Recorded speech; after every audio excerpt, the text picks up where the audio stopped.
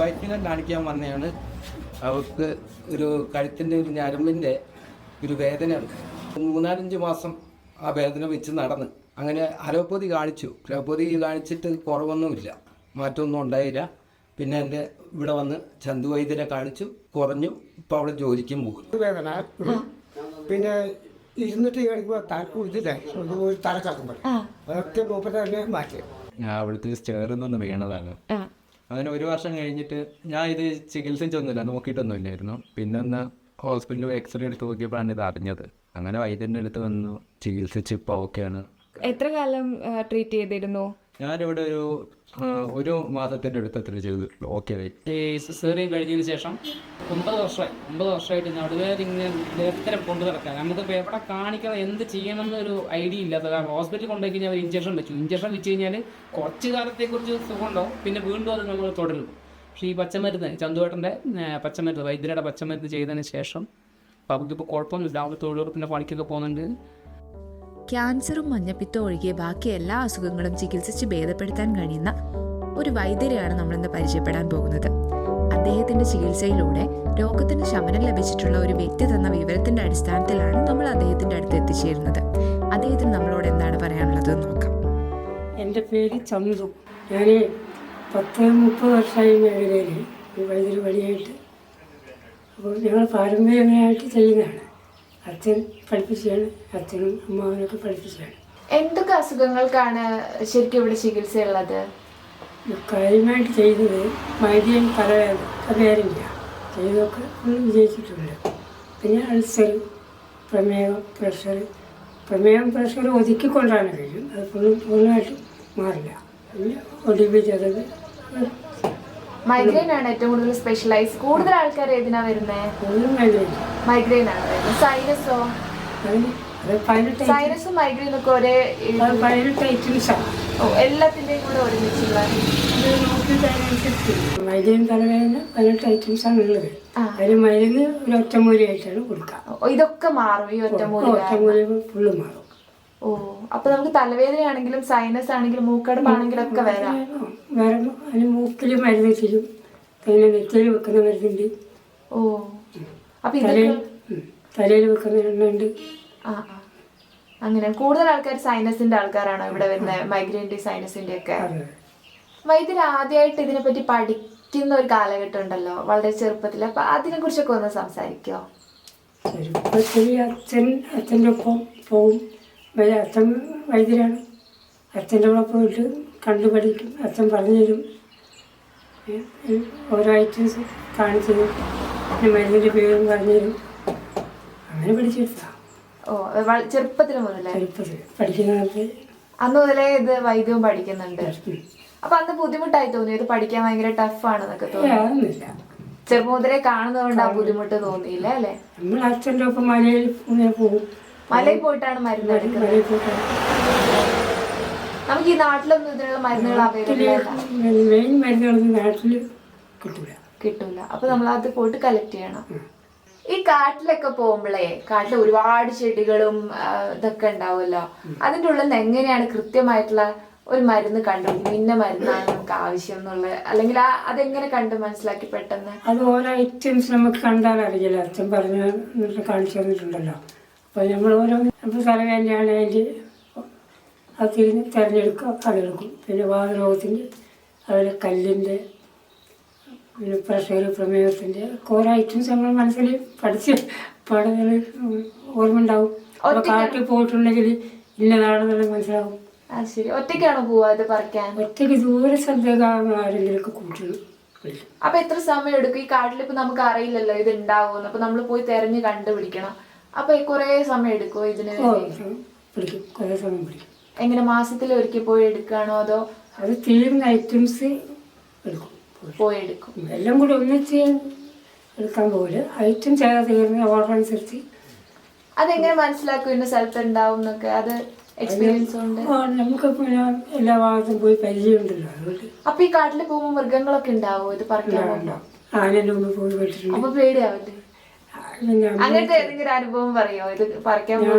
ഞാനും അള്ളീനും ഒരു മരുന്ന് പറിക്കാൻ പോയപ്പോൾ ഞങ്ങൾ ആനയുടെ തൊട്ടടുത്ത് പോയി. പെട്ടുപോയി. പെട്ടുപോയി. എന്നിട്ടോ? അങ്ങനെ ബാക്ക് അങ്ങോട്ട് തിരിഞ്ഞ് നിൽക്കുന്നുണ്ട്. ആന തിരിഞ്ഞ് വരുമ്പോഴേക്കും ഞങ്ങൾ ഓടി മാറി, ഓടി രക്ഷപ്പെട്ടു. ഓടി രക്ഷപ്പെട്ടു. അതുപോലെ പാമ്പ്, മലമ്പാമ്പിന് മുമ്പിൽ പോയിട്ടുണ്ട്. അത് ശരി. മലമ്പാമ്പ് മുമ്പിൽ നിന്ന് രക്ഷപ്പെട്ട് കൂടെ എപ്പോഴും പട്ടിയുണ്ടാവും.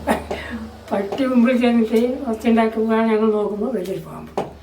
അപ്പോൾ ഞങ്ങൾ അടുത്തേക്ക് പട്ടിയും ഓടി വരുമ്പോൾ പുറകെ തന്നെ പാമ്പ് കൊണ്ടു. ഞങ്ങളുടെ മധുരം കൂടി കയറി പട്ടിയിൽ പിടിക്കും കിട്ടിയില്ല.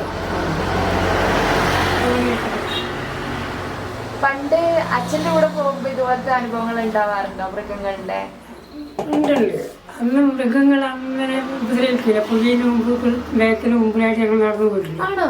പുലി? പുലിനും തൊട്ടടുത്ത് ഇങ്ങനെ അപ്പൊ പേടിയൊന്നുമില്ലേ? എപ്പോഴും മിക്ക ദിവസം കണ്ടു പരിചയമുള്ള. ആണോ? പുലിനൊക്കെ കണ്ടു പരിചയമുണ്ട്. പക്ഷെ ഇപ്പോഴത്തെ പുലി ഉപദ്രവിക്കുന്ന വെച്ചാൽ അപ്പൊ പുലിനെ എങ്ങനെ കണ്ടുപരിചയം? നമ്മളെ വീടിന്റെ അടുത്തൊക്കെ വരും, മലയിൽ പോകുമ്പോൾ കാണും. മലയിൽ പോകുമ്പോ കാണാം. അങ്ങനെ അപ്പൊ അതൊന്നും നമ്മളൊന്നും ചെയ്യില്ലേ? ഇല്ല. കാട്ടിലുള്ള പുലികൾ നമ്മളാണ് ഇതുവരെ നമ്മൾ ചെയ്തിട്ടില്ല. ഞങ്ങൾ തൊട്ടടുത്ത് കണ്ടിട്ടുണ്ട്. അതെയോ? നമ്മൾ ഈ സിനിമകളിലൊക്കെ കാണില്ലേ പുലി മനുഷ്യനെ പിടിക്കുന്നു, അതുപോലെ ന്യൂസിലൊക്കെ കാണുന്നുണ്ട്. അതുപോലെ നമ്മളെ ഉപദ്രവിക്കില്ലേ? ഉപദ്രവിക്കില്ല. മലയിലുള്ള പുലികൾ അങ്ങനെ ഉപദ്രവിക്കില്ല.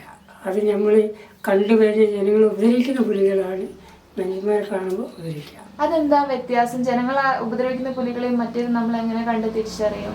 ഈ കാട്ടിലുള്ള പുലി പുറത്തേക്ക് വരാറില്ല. മനുഷ്യരെ ഉപദ്രവിക്കില്ല, മൃഗങ്ങളെയാണ് അവര്. ഞങ്ങൾ അതുപോലെ ചെറുപ്പത്തിൽ കന്നാലികളൊക്കെ കൊണ്ടുപോകും ഫോറസ്റ്റിൽ. അന്നേരം പിന്നെ കന്നാലിലോ കൂടെ പോകുമ്പോൾ പുലിയിൽ ഒരുപാട് കണ്ടിട്ടുണ്ട്. അത് ശരി. ഇത് നമുക്ക് കേൾക്കുമ്പോൾ ഒരു അത്ഭുതമാണ് ശരിക്കും. ഞാനൊരു ഒറ്റയ്ക്ക് മലയിൽ അച്ഛനില്ലായിരുന്നു. കന്നേരം പിന്നെ കാണാണ്ട് പോയി ഫോറസ്റ്റ് പല ഭാഗത്ത്. ഞാൻ തിരഞ്ഞു പോകുമ്പോൾ പിന്നെ കാൽപ്പാടിങ്ങനെ പുല്ല് ചവിട്ടിയിട്ട് പുല്ലിങ്ങനെ അങ്ങനെ നടന്നു പോകുമ്പോൾ പുലിയാണ് മുമ്പിൽ പോകുന്നത്. ഞാനോർത്ത് കന്നുകാലികളെയാണെന്ന് വെച്ചാൽ ഞാൻ പോകുന്നത്, പുലിയാണ് മുമ്പിൽ. പുലി തൊട്ടടുത്ത് എന്നിട്ട് തിരിഞ്ഞ് നോക്കുക നമ്മളെ. ഞാൻ അപ്പൊ പുലിക്ക് മനസ്സിലായി ചന്ദ്രന്. അപ്പൊ പുലി ഞങ്ങളെ തിരിച്ചു പോകുന്നു. ഇവരൊന്നാണെങ്കിൽ കാട്ടിലുള്ള പുലികൾ ഉപയോഗിക്കില്ല. നമ്മളെ അനുഭവമാണ്. വൈദ്യരുടെ അടുത്തുള്ളതില് ഏറ്റവും ശക്തിയുള്ള ഒരു പച്ചമരുന്ന് ഏതാ? ഞാൻ പല രോഗം ചെയ്യുന്നുണ്ട്. പാമ്പ് എക്സറേ ചെയ്യുന്നുണ്ട്. പാമ്പ് വിഷത്തിന് ചെയ്യുന്നുണ്ട്. അത് ശരി. പിന്നെ ഒറ്റമൂലിയായിട്ടുള്ള മരുന്നിന്റെ പേരാ. ഏതെങ്കിലും ഒരു പച്ചമരുന്നിന്റെ പേരാ വെച്ച്. പാമ്പ് വിഷത്തിന്റെ എന്താ ചെയ്യുന്നത്? ഒരുപാട് ആൾക്കാർ വരാറുണ്ടോ? ഇല്ല, അങ്ങനെയില്ല. കുറവാണ് പാമ്പ്. കൊടുക്കില്ല. അറിയുന്ന ആൾക്കാർ അറിഞ്ഞു വരും. അങ്ങനെയാണ് ഇവിടെ പൊതുവെ ആളുകൾ വരുന്നത് അല്ലേ? പറഞ്ഞറിഞ്ഞിട്ടൊക്കെ. പറഞ്ഞറിഞ്ഞിട്ടാണ് വരുന്നത്. പാമ്പ് വിഷമാണെങ്കിൽ നമുക്ക് മുഴുവനായിട്ട് മാറ്റാൻ പറ്റുമോ? മാറ്റിയിട്ടുണ്ട്. അത് ശരി. ഏത് പാമ്പ് കഴിച്ചിട്ടാ മാറ്റിയത്? ഞാൻ അതിൻ്റെ ഇടയ്ക്ക് മൂർക്കൻ കഴിച്ചിട്ട് മാറ്റിയിട്ടുണ്ട്. അത് ശരി. ഈ പച്ചമരുന്ന് ഉപയോഗിച്ചിട്ട്. അതുപോലെ ചുരുട്ട. എത്ര സമയത്തിനുള്ളിൽ എത്തണം? അത് 24 മണിക്കൂറിനുള്ളിൽ. ഒരു ദിവസത്തിന്റെ ഉള്ളിൽ ചെയ്യണം, അല്ലെങ്കിൽ പ്രശ്നമാണ് അല്ലേ? എത്രയും പെട്ടെന്ന് ചെയ്യാൻ പറ്റുന്ന വൈദ്യരുടെ മരുന്ന് ശേഖരത്തിൽ ഏറ്റവും ശക്തിയേറിയ മരുന്നാന്ന് വൈദ്യര് വിശ്വസിക്കുന്ന മരുന്ന് ഏതാ? ഏകനായകം. അതെന്തുകൊണ്ടാ? ശക്തിയുണ്ട്. നമ്മളെ രോഗികൾക്ക് കൊടുത്തിട്ട് പെട്ടെന്ന് അത് ഫലം ചെയ്യുന്നുണ്ട്. പെട്ടെന്ന്. ഏത് അസുഖത്തിനായിരുന്നു അത്? ഒറ്റമൂലിയാണ്. അത് പിന്നെ കോളിന് പറ്റും. ഒരുവിധം കുറെ അസുഖങ്ങൾക്ക് അത് ഉപയോഗിക്കുന്നുണ്ട് അല്ലേ? പേരൊന്നുകൂടെ പറയോ? ഏകനായകം. ഏകനായകം അല്ലേ? അത് പിന്നെ 2 ഐറ്റംസ് ഉണ്ട്. കടകളിൽ കിട്ടുന്നു, മലയിൽ കിടക്കുന്നു. രണ്ടും വ്യത്യാസമുണ്ട്. ഓ. പിന്നെ അതുപോലെ ഇടിഞ്ഞല് കേസിനൊക്കെ ഇടിഞ്ഞല് ഞെരിഞ്ഞല് കാട്ടിൽ നിൽക്കുന്ന നമ്മൾ കടയിൽ നിന്ന് വാങ്ങിക്കുന്ന കുരുവല്ല, അതല്ല. ഞെരിഞ്ഞല് കിഴങ്ങാണ് കാട്ടിൽ നിട്ടുന്നത്. അത് പൊട്ടി കേസൊക്കെ പെട്ടെന്ന് മാറും. വൈദ്യരുടെ അഭിപ്രായത്തിൽ നമുക്ക് വീട്ടിൽ നിന്ന് ചെയ്യാൻ പറ്റുന്ന എന്തെങ്കിലും ഒരു ഇങ്ങനത്തെ ഒറ്റമൂലി അങ്ങനത്തെ ഇവിടെ വന്ന് ചെയ്യുന്നതല്ല, വളരെ സിമ്പിളായിട്ട് ഏതൊരാൾക്കും ചെയ്യാൻ പറ്റുന്ന എന്തെങ്കിലും ഒരു ഒറ്റമൂലി ഉണ്ടാവില്ലേ? അത് നമ്മളുടെ ഒരു എന്തെങ്കിലും നിരന്തരം നമുക്ക് ഫ്രീക്വൻ്റ്ലി വരുന്ന അല്ലെങ്കിൽ ഇടയ്ക്കിടയ്ക്ക് വരുന്ന അസുഖങ്ങൾക്കൊക്കെ ഒരു പരിഹാരം എന്നുള്ള രീതിയിൽ ചെയ്യാൻ പറ്റുന്ന എന്തെങ്കിലും ചെറിയ ഒറ്റ മരുന്നുണ്ട്? ഇപ്പോൾ ഇടയ്ക്ക് പനി വരുന്നു, ജലദോഷം വരുന്നു, അങ്ങനെ അതിനൊക്കെ ഉണ്ട്. അത് ചില ആൾക്കാർക്ക് പറഞ്ഞു കൊടുക്കും. അതെന്താണ്?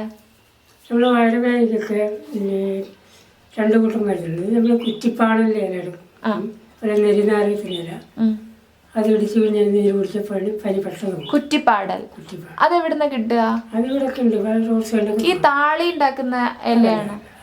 അല്ല, അതിവിടൊക്കെ ഉണ്ട്. അത് ശരി, അത് നമുക്ക് അറിയും കൂടെ വേണം അല്ലേ? നാരകത്തിന്റെ ഇലയും കുറ്റിപ്പാടലിന്റെ, അത് വയറുവേദനയും പനി അങ്ങനത്തെ അസുഖങ്ങളൊക്കെ. ഞാൻ ഇപ്പം അവിടെ തൊട്ടടുത്തൊരു കുടുംബക്കാര് വയറുവേദന എടുത്തിട്ട് നല്ല കൊടും ചൂടത്ത് വെയിലത്ത് ഉറപ്പിനുള്ളിൽ കിടക്കുന്നത് ചെന്ന് നോക്കും, നല്ല പനിയാ. ഈ സാറ് കൊണ്ടൊരു അര ഗ്ലാസ് അരച്ച് കുടിപ്പിച്ചിട്ട് നീര് 10 മിനിറ്റോടെ പനി പോയി. അത് ശരി. ആഹാ, അത് ഏതാ ചെടിയെന്നും കൂടെ നമ്മൾ കണ്ടുപിടിക്കണം അല്ലേ? സാധാരണക്കാരെ സംബന്ധിച്ച് നമുക്കറിയില്ലല്ലോ. വൈദ്യന്മാർക്ക് അറിയില്ല. അതെ, അതാണ്. അതുപോലെ നമുക്ക് അറിയുന്ന ഏതെങ്കിലും മരുന്ന് വെച്ച് ചെയ്യാൻ പറ്റുന്ന എന്തെങ്കിലും ഒന്ന് പറയാമോ? ഇപ്പൊ നാരകത്തിന്റെ എല്ലാം നമുക്കറിയാം, അതുപോലെ നമുക്ക് അറിയുന്ന എന്തെങ്കിലും.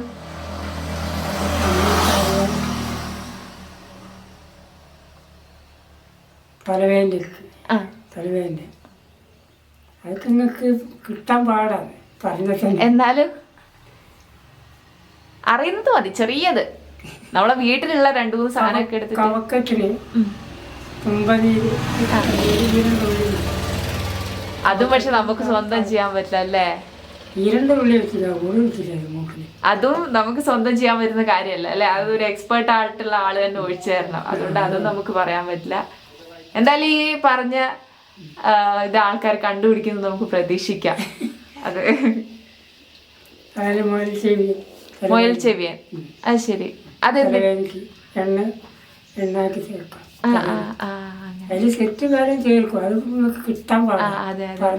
അല്ല, ജസ്റ്റ് ഒന്ന് ഒരു എന്തെങ്കിലും സിമ്പിൾ കാര്യം പറഞ്ഞാൽ നമ്മളെ വീട്ടിൽ നിന്ന് ഇപ്പൊ തുളസി, ഇപ്പൊ നാരകത്തിന്റെ എല്ലാം പറഞ്ഞാൽ അതൊക്കെ ഏകദേശം കുറച്ച് പേർക്കൊക്കെ കിട്ടാൻ പറ്റുമായിരിക്കും. ചിലപ്പോ ഈ പനിക്കൂർക്കൽ ഇതുപോലത്തെ സാധനങ്ങളൊക്കെയാണ് നമുക്ക് വീട്ടിൽ അവൈലബിൾ ആയിട്ടുള്ളത്. അപ്പൊ അതൊക്കെ വെച്ചിട്ടുള്ളതാണ് ഞാൻ ഉദ്ദേശിച്ചത്.